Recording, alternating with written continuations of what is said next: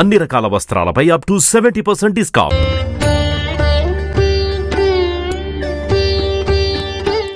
భక్తివన్ ప్రేక్షకులకి గురు పౌర్ణిమ శుభాకాంక్షలు. గురు పౌర్ణిమ అనగానే నాకు సద్గురువు సర్వదేవతాతీత స్వరూప అయిన శ్రీ సత్యసాయి బాబా వారు మా గురువుగారు ఆయన జ్ఞాపకం వచ్చారండి. పుట్టపర్తిలో ఈ వేడుకలు ఎందుకంటే రకరకాల దత్తాత్రేయ స్వామి అవతారాల కింద తీసుకున్న, లేకపోతే మనకి ఎవరి గురువులు వేదవ్యాసుడు వేదాలు అన్నిటినీ కూడా విభజించిన వేదవ్యాసుడి పౌర్ణిమ, ఆషాఢ పౌర్ణిమని మనం అలా కూడా సెలబ్రేట్ చేసుకుంటాము.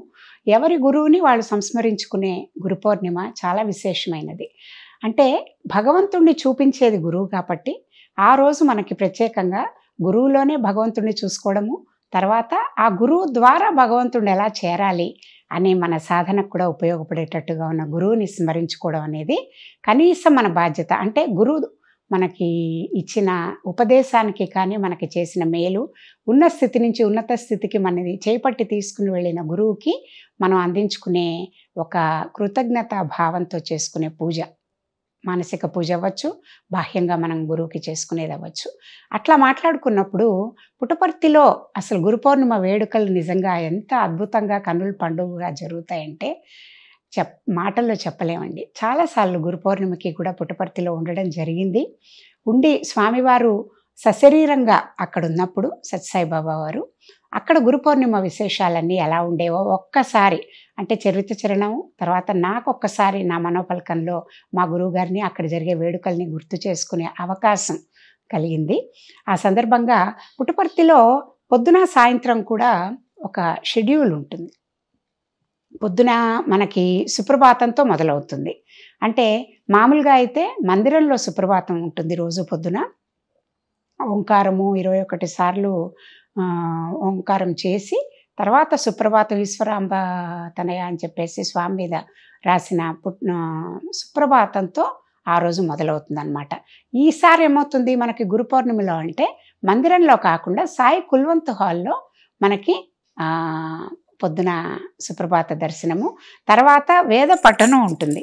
వేద విద్యార్థులు స్వామి వేదిక విద్య కూడా చాలా చాలా పిల్లలందరికీ కూడా రుద్రం, నమ్మకం, చమకం, వేదం ఇవన్నీ కూడా నేర్పిస్తారు. సో అక్కడ వేద విద్యార్థులు తర్వాత వేద పండితులు వీళ్ళందరూ కూడా కలిసి ఆ రోజు వేద పఠనం చేయడం జరుగుతుంది పొద్దున పూట. తర్వాత నగర సంకీర్తన అంటే పుట్టపర్తిలో మనకి వచ్చిన వాళ్ళందరికీ కూడా తెలుసు.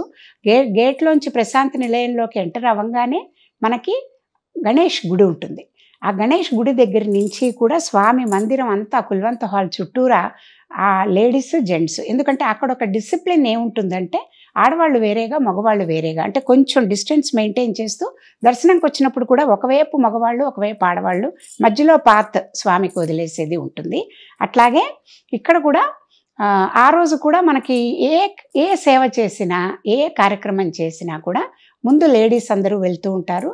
ఎప్పటి నుంచో అక్కడే ఉన్న ఇన్మేట్స్, తర్వాత వచ్చిన భక్తులు, విద్యార్థులు అందరూ కూడా పొద్దున మనకి నగర సంకీర్తనకి, అంటే నగర సంకీర్తన అనే దాని గురించి కూడా స్వామి చాలా విశేషంగా చెప్పారు. అయితే ఆ నగర సంకీర్తన చేసేటప్పుడు మనకేమవుతుందంటే మన మనసులో నిద్రాణంగా ఉన్న మన ఆలోచనలు తర్వాత దాన్ని యాక్టివేట్ చేయడం కోసం శరీరం ఎలా అయితే మనకి రెస్ట్ తీసుకుని ఉన్నప్పుడు ఆ శరీరం అంతా కూడా ఒకలాంటి షట్చక్రాలు అనుకోండి, మన దేహంలో ఉండే ధాతువులన్నీ కూడా సరిగ్గా యాక్టివ్గా పనిచేయడానికి మనం దోహదపడేటట్టుగా చేతుల్ని రెండింటినీ ఇలాగా శబ్దం చేస్తూ, అంటే ఎలా అయితే ఒక చెట్టు మీద కాకిలన్నీ వాలినప్పుడు మనము శబ్దం చేస్తే ఆ కాకులన్నీ వెళ్ళిపోయినట్టుగా మనలో ఉండే దుర్భావాలు, దుశ్చింతలు ఏమైతే ఉన్నాయో అవన్నీ కూడా ఎగిరి వెళ్ళిపోయేందుకు దోహదపడుతుంది అని చెప్తారు. సైంటిఫిక్గా కూడా డాక్టర్స్ చాలామంది చెప్పడం జరిగింది. విఠల విఠల అని శబ్దం చేస్తూ భజన చేసినప్పుడు గుండెకి సంబంధించిన నాడులు ఎలా అయితే యాక్టివేట్ అవుతాయో అలాగే చేతులతో శబ్దం చేస్తూ భజన చేసినప్పుడు చుట్టుపక్కల నిద్రపోతున్న వాళ్ళని మేల్కొల్పడం భగవన్నామంతో అదొకటి. తర్వాత రెండోది ఏంటంటే మనకి కూడా ఆ చప్పట్లు చరుస్తూ చేసిన భజన వల్ల ఆరోగ్యం, మానసిక ఆరోగ్యం, శారీరక ఆరోగ్యం కూడా బాగుపడుతుంది, ఆధ్యాత్మికంగా కూడా మనకి మేలు జరుగుతుంది అని చెప్పడం జరిగింది స్వామి. అందుకని నగర సంకీర్తన ఇట్లా మొదలవుతుంది. ఆ గణేష్ గుడి నుంచి మొదలుపెట్టి మొత్తం చుట్టూరా క్యాంటీన్ పక్క నుంచి స్వామి మందిరం చుట్టూరా, యజుర్ మందిరం చుట్టూరా ప్రదక్షిణ చేస్తూ జెంట్స్ లేడీస్ పాడుకుంటూ, ఒక భజన వీళ్ళు ఒక భజన వాళ్ళు అట్లా పాడుకుంటూ నగర సంకీర్తన చేసి మళ్ళీ గణేష్ గుడికి వచ్చి హారతి ఇచ్చి స్వామికి, అంటే గణేష్ దీని దగ్గర అక్కడ మొత్తం అంతా అప్పటికే ఆయన పండితుల వారు అక్కడ వెయిట్ చేస్తూ ఉంటారు గుడిలో. స్వామివారికి పూజ అది చేసి పూలమాల అదే అలంకారం చేసి అప్పుడు అక్కడ నగర సంకీర్తన పూర్తి చేసుకుని ఎవరి పనుల మీద వాళ్ళు వెళ్తారు. తర్వాత గురు స్తోత్రాలండి. ఈ గురు స్తోత్రాలన్నీ కూడా గురు సమక్షంలో విద్యార్థులు, అంటే స్వామి విద్యార్థులు ఆయన అంటారు కదా, అంటే నా స్టూడెంట్స్ నా ప్రాపర్టీ అంటారు స్వామి. ఎందుకంటే ఒక చక్కటి బాటలో విలువలతో కూడిన విద్య అభ్యసించి ఒక గురువు దగ్గర చక్కగా వీళ్ళు తయారైన విద్యార్థుల్ని సమాజంలో, ప్రపంచంలో పెట్టినప్పుడు వాళ్ళ ద్వారా సమాజానికి ఒరిగే మేలు ఇంత అంతా కాదు. ఆ గురు దక్షిణ మనం సమర్పించుకోవడం, గురువుకి కృతజ్ఞతా భావంతో మనం రుణం తీర్చుకోవడంగా ఈ విద్యార్థులందరూ కూడా ఏ రంగంలో ఉన్నా, ఎక్కడికి వెళ్ళినా మనం చాలామంది నిష్ణాతుల్ని చూసాం.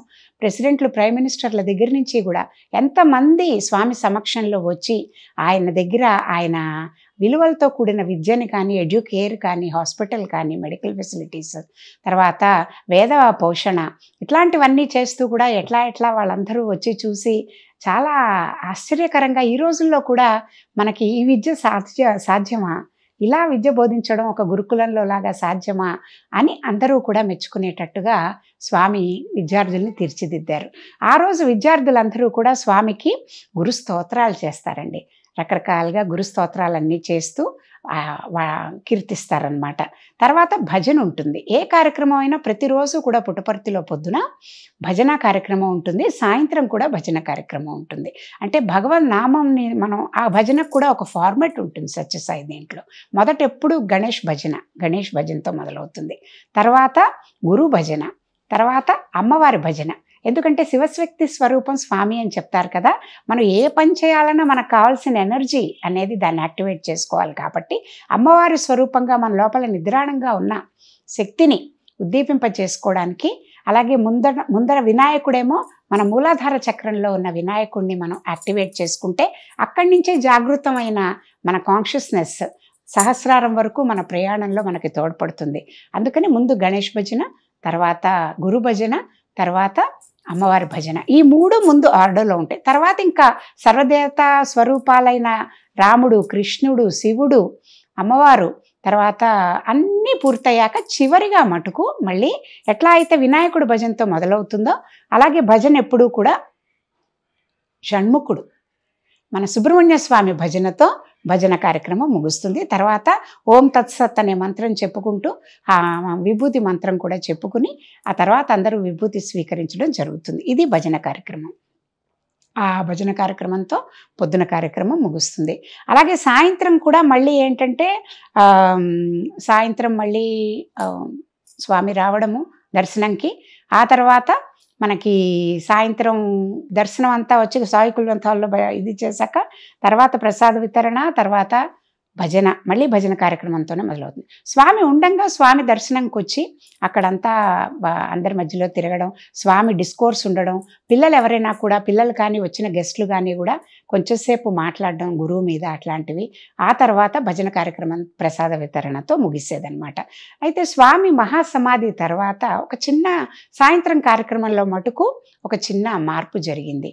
అదేంటంటే మనకిప్పుడు ఈ చిత్ర గారు, హరిహరన్ గారు, సోను నిగమ్ గారు, తర్వాత మన అనంత్ మహాదేవన్, పెద్ద పెద్ద సింగర్స్ ఎవరైతే ఉన్నారో వీళ్ళందరూ కూడా అక్కడికి వచ్చి గురు పౌర్ణమి, మల్లాది బ్రదర్స్ ఎంత అద్భుతమైన గానము, కొడుకులిద్దరు, తండ్రి మల్లాది చిట్టిబాబు గారు, తర్వాత కొడుకులిద్దరు కూడా కలిసి ఆ రోజు గురు పౌర్ణిమకి అక్కడ స్వామికి భజనలు, తర్వాత కీర్తనలు, గురువు మీద పాడే పాటలు, అలాంటి కచేరీలు చేయడము.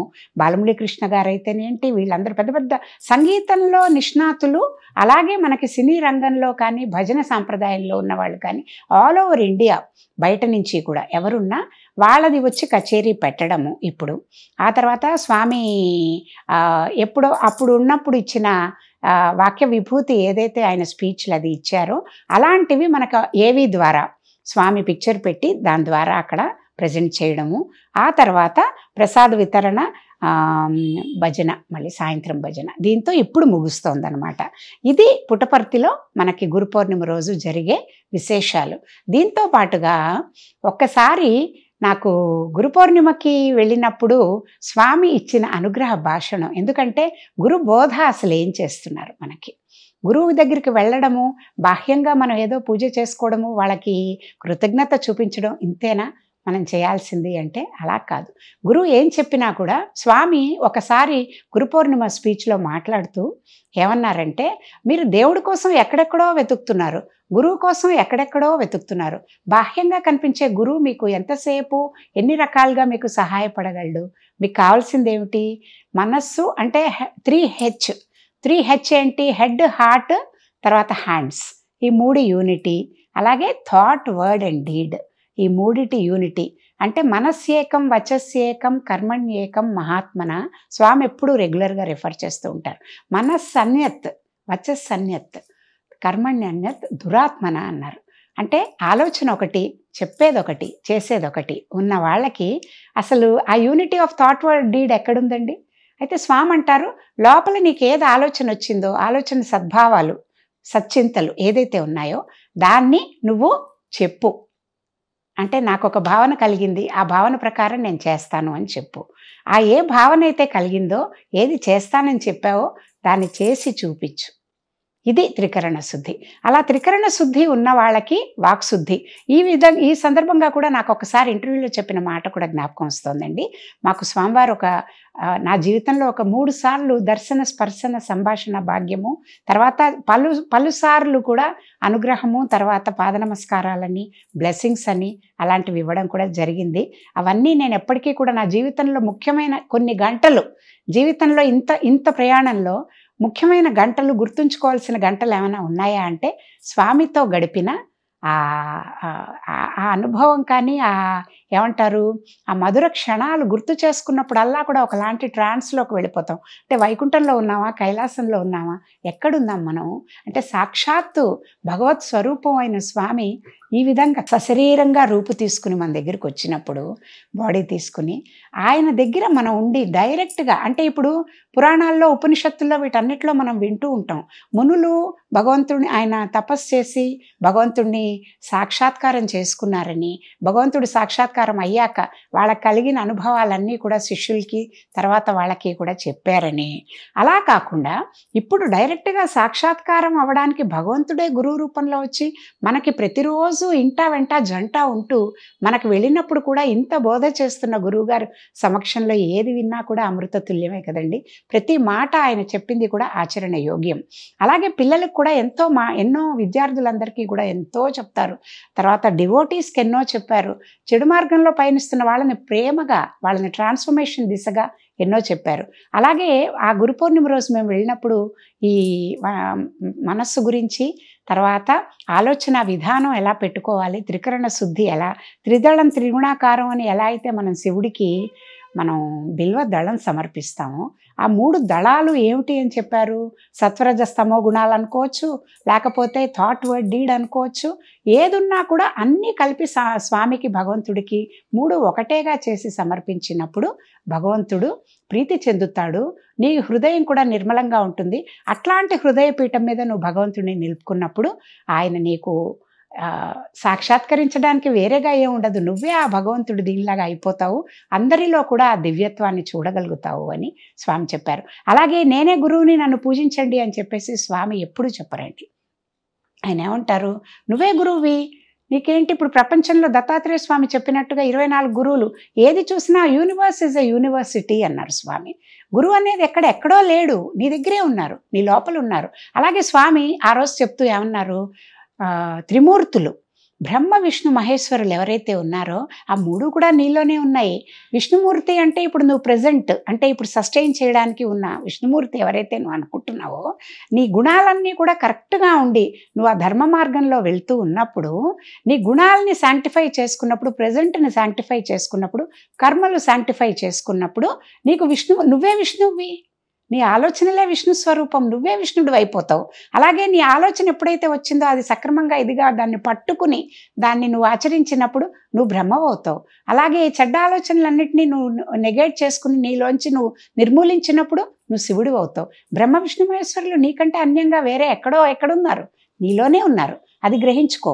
అంటే నాలో భగవంతుడు ఉన్నాడని నాకు తెలుసు, నీలో భగవంతుడు ఉన్నాడని నాకు తెలుసు.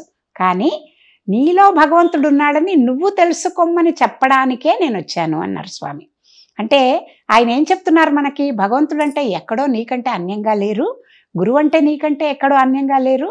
నీ లోపల ఏదైతే నీకు సబ్కాన్షియస్ మైండ్లో ఉన్నది కానీ లేటెంట్గా నీ లోపల ఉన్న ఆలోచనలు కానీ ఏదైతే ఉందో వాటన్నిటినీ కూడా బహిర్గతం చేసుకుంటూ నీతో పాటు సమాజానికి కూడా సేవ చేస్తూ, నువ్వు అక్కడవే కాదు నీతో పాటు లివ్ అండ్ లెట్ లివ్, నీతో పాటు ఉన్న సకల చరాచర జీవరాశి 84 లక్షల జీవరాశులు ఏవైతే ఉన్నాయో వాటన్నిటిలో కూడా, అంటే భగవంతుడు అంటే ఒక ఫోటోకి లిమిట్ చేయడం కానీ ఒక విగ్రహానికి లిమిట్ చేయడం కానీ ఎప్పుడు ఏ సద్గురువు అలా చెప్పలేదండి.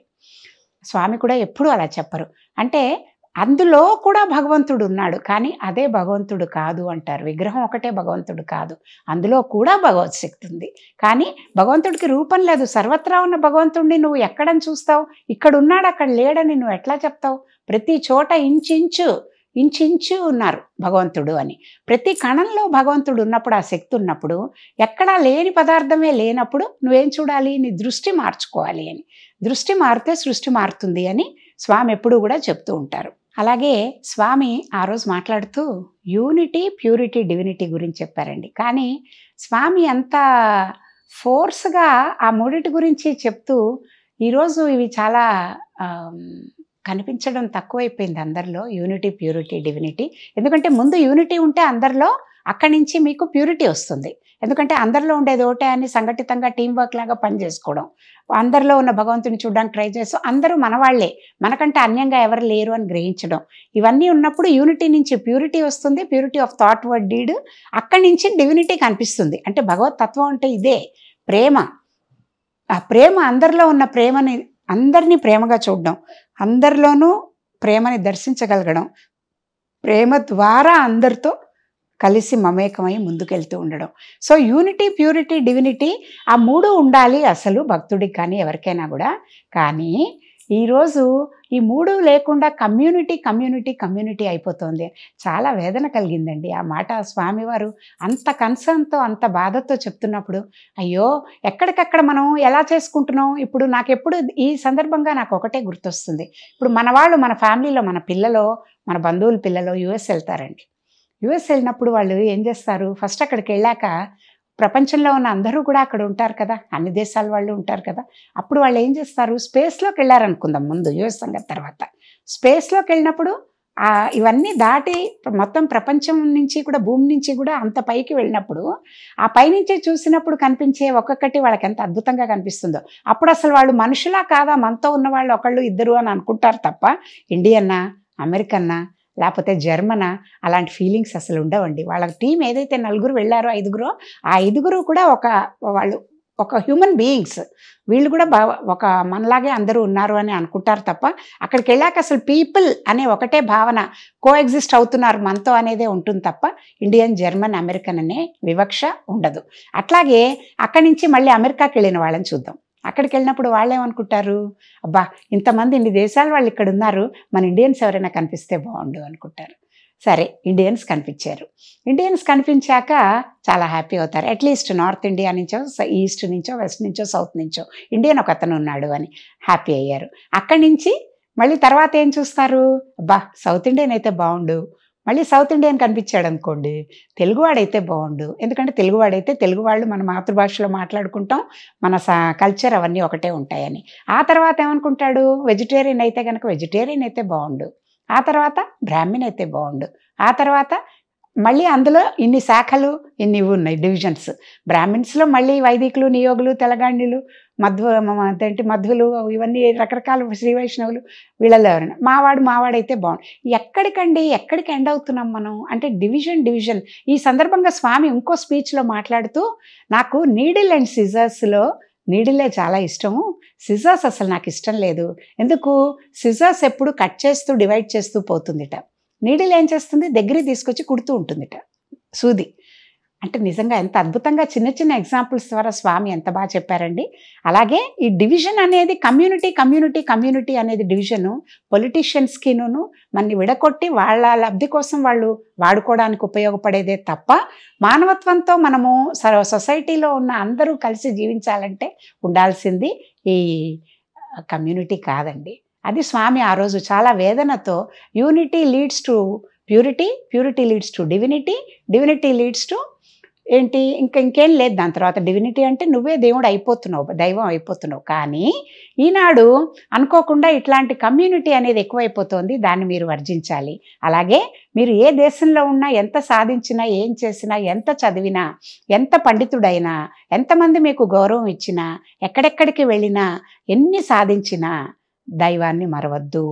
అలాగే మీకు ఎక్కడికి వెళ్ళినా మిమ్మల్ని అందరూ నిందించినా, తర్వాత మీకు రావాల్సిన పాండిత్యం అంతా వచ్చినా, ఎవరు మిమ్మల్ని గౌరవించకపోయినా, తూలనాడినా, ఏం చేసినా దైవాన్ని విడవద్దు. ఎందుకు? ప్రసాద బుద్ధి అని స్వామి ఎప్పుడు చెప్తారండి. భగవద్గీతలో కృష్ణుడు బోధించినట్టు, కృష్ణుడు సాక్షాత్ కృష్ణుడు, రాముడు అన్నీ కూడా ఈ అవతారంలో మన కలియుగంలో స్వామి వచ్చారు కాబట్టి అదే చెప్తూ ఉంటారు. ఎప్పుడొచ్చినా కూడా దైవత్వంలో ఉండే బోధ ఎప్పుడూ ఒకటే. అయితే ప్రసాద బుద్ధి అంటే ఏంటి? నీకు ఆ రోజు భగవంతుడు ఏది ఇచ్చాడో, మనం గుడికి వెళ్తాం, గుడిలో మనకిచ్చే ప్రసాదం ఏమిటి అనేది మన చేతిలో ఉందా? మనకు చాయిస్ ఉందా? లేదు. ఎందుకని? ఆ గుడికి వెళ్ళినప్పుడు ఒకరోజు మనకి పులిహార పెట్టచ్చు, ఒకరోజు చక్కెర పొంగల్ పెట్టచ్చు, ఒకరోజు ఒట్టి శనగలు పెట్టచ్చు. ఏది పెట్టినా ఈరోజు ఇది నాకు భగవత్ ప్రసాదం అనుకుని ఎట్లా అయితే కళ్ళకద్దుకుని తీసుకుని భక్తిగా భుజిస్తామో, అలాగే మనకి జీవితంలో జరిగే అనుభవాలన్నీ కూడా ప్రసాద బుద్ధితో స్వీకరించమన్నారు స్వామి. ఇప్పుడు పాండిత్యం వచ్చినా, గౌరవం వచ్చినా, గండబేరుండాలు తొడిగినా, మన ఎంతో గొప్పగా కీర్తించినా, మొన్నాడు మళ్ళీ ఏదో మన గురించి ఒకటి వినంగానే మనని తూలనాడి చిచ్చి ఈయన అసలు అట్లా కాదు అని ప్రపంచం అంతా మనని పెట్టిన ఏదైనా నువ్వు దైవాన్ని మరవద్దు. ఎందుకు? ఇవన్నీ కూడా జగత్తు అంటేనే ఒకసారి మొదలయ్యేది, మళ్ళీ లయమైపోయేది, నశించిపోయేది. ఇవాళ ఉన్నది రేపు ఉండదు, పొద్దున ఉన్నది సాయంత్రం ఉండదు, తలా పక్షంలో కూడా శుక్లపక్షంలో ఉన్నది కృష్ణపక్షంలో ఉండదు. ఇట్లా ప్రతి సెకండు మారిపోతున్న జగత్తులో నీకు ఎప్పుడు ఒకటేలాగా అందరూ నిన్ను చూడాలి అనుకునేది ఉండదు. ఏదున్నా నీతో పాటు ఉన్నది, నీలో ఉన్న దైవత్వం భగవంతుడే కాబట్టి ఆ దైవాన్ని మటుకు మరవద్దు, ఎప్పుడూ భగవంతుణ్ణి విడవద్దు. ఈ బోధలన్నీ కూడా స్వామి చేశారండి. అలాగా చేసి కొంతమంది అనుకుంటారు నేను యోగా ద్వారా పట్టుకుంటాను భగవంతుణ్ణి, కొంతమంది అనుకుంటారు నేను సాధన ద్వారా పట్టుకుంటాను, కొంతమంది విద్య ద్వారా పట్టుకుంటాను, వేదాలన్నీ అభ్యసించి నేను భగవంతుణ్ణి పట్టుకుంటాను అనుకుంటారు. ఇవేమీ కూడా కాదు. ఏం కావాలన్నారు స్వామి? పాత సింగర్స్ అందరూ పాడేటప్పుడు కూడా ఒక పాట చాలా బాగుండేది, దయచేత ధన్యుడు కావాలిరా అని స్వామి చెప్పినప్పుడు అందులో ఏం చెప్పారంటే, ఏమన్నా వాళ్ళు స్వామి అంటే స్వామి దయ అంటే భగవంతుడు దయ నీ మీద ఉండాలి, కానీ నువ్వు యోగా చేసావనో, నువ్వు వేదాలు చదువుకున్నావనో నిన్ను కీర్తించరు, దగ్గర చేయరు గురువు కానీ భగవంతుడు కానీ అని చెప్తూ. అలాగే ఇక్కడ కూడా ప్రపంచం అంతా నిన్ను తూలనాడని భగవంతుడు నిన్ను ఎప్పుడు వదిలిపెట్టడు, నువ్వు భగవంతుడిని ఎప్పుడు వదిలిపెట్టద్దు. ఆయన ఒక్కరే నిజం, శాశ్వతం, ఎప్పటికీ ఉండేది, నిత్య శుద్ధ బుద్ధ ముగ్ధ మోహన స్వరూపం.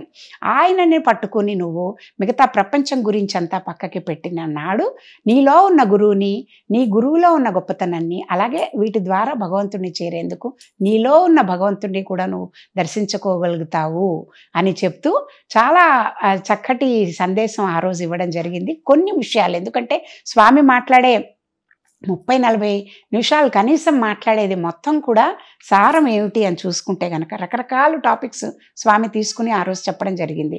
కొంతేమో ప్రేమగా మనకి బోధిస్తారు, కొంతేమో మనని కరెక్ట్ చేస్తారు, ఇదిగో ఈ కమ్యూనిటీ లాంటివి వదలండి అని, కొంత మనకి బోధ ఎలా ఉండాలి అనేది, ఇగో ఇలా నీలో భగవంతుడిని చూసుకో, తర్వాత నువ్వు ఏం చేసినా అహంకారం తెచ్చుకోకు, అన్ని భగవంతుడికి సమర్పణ భావంతో చేస్తూ దైవాన్ని మటుకు గట్టిగా పట్టుకో అని చెప్తూ ఆ రోజు ఆ బోధ చేస్తూ చివరికి ప్రేమస్వరూపం ఎప్పుడు ప్రేమస్వరూపులారా, దివ్యాత్మ స్వరూపులారా అని మొదలు పెడతారు కాబట్టి స్వామి.